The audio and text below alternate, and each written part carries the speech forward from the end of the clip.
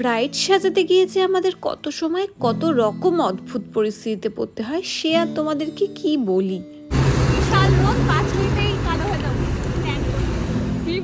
এপ্রিলের 24 তারিখ ছিল আমাদের কাজ অশোকনগরে। লাগবে না, আমার লাঞ্চ হয়নি।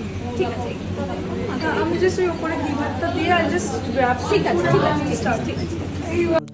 ওখানে গিয়ে অল্প কিছুক্ষণ ওয়েট করার পরই আমাদের ব্রাইড চলে এসেছিল।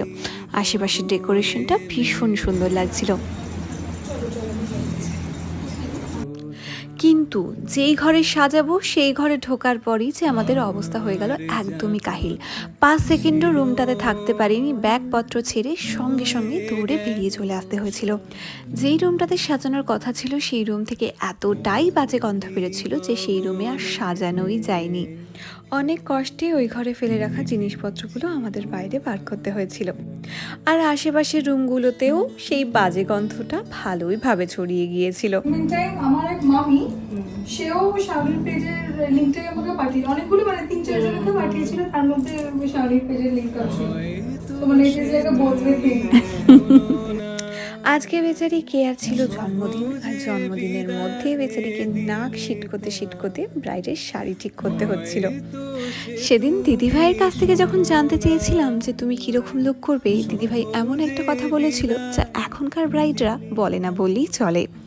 দিদিভাই আমাকে বলেছিল তুমি না আমাকে একদমই হালকা সাজাবে না, যতটা পারবে বেশি বেশি করে সাজাবে। আর কেন বেশি বেশি সাজাতে বলছে তার যথেষ্ট কিছু কারণও দিয়েছিল। শীতেটা মিডলে করবো নাকি সাইডে করবো? ঘুমিয়ে পড়েছে কাকিমা। শীতিটা মাঝখানে করবো না সাইডে করবো? সিঁদুরটা বোঝা যাবে দুটোতে? তুমি একবার দেখো, এই তোমার সাইড রয়েছে, ঠিক আছে? সাইডটা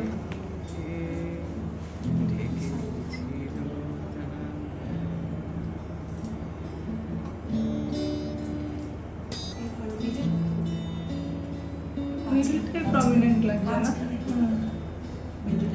দিদিভাইয়ের এই রকম সাজ যাওয়ার পেছনে কারণ হিসেবে বলেছিল, দেখো এই রকম হেভি মেকআপ করে আমি তো নিজের বিয়ে ছাড়া অন্য কারোর বিয়েতে যেতে পারবো না।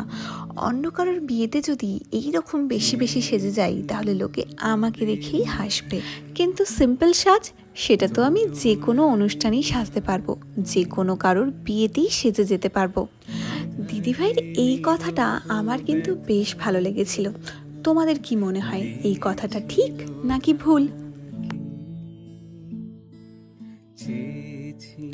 দিদিভাইয়ের প্রত্যেকটা গয়নার ডিজাইন কিন্তু অপূর্ব সুন্দর ছিল, আর তার এত সুন্দর সুন্দর গয়নার মধ্যে আমার মনে হয়েছিল কানের দুলের টানাটার বড্ড অভাব, তাই তার বিয়ের টায়রা টিকলির টায়রাটা খুলে নিয়ে কানের দুলের টানা বানিয়ে দিয়েছিলাম।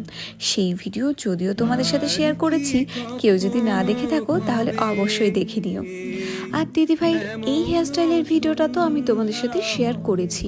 তোমরা যদিও বলছো ফুলের ওপরে ওই কোমরের ছাপটাটা লাগানো একদমই ভালো লাগছে না, কিন্তু বিশ্বাস করো আমার এটা সবচেয়ে বেশি ভালো লেগেছে।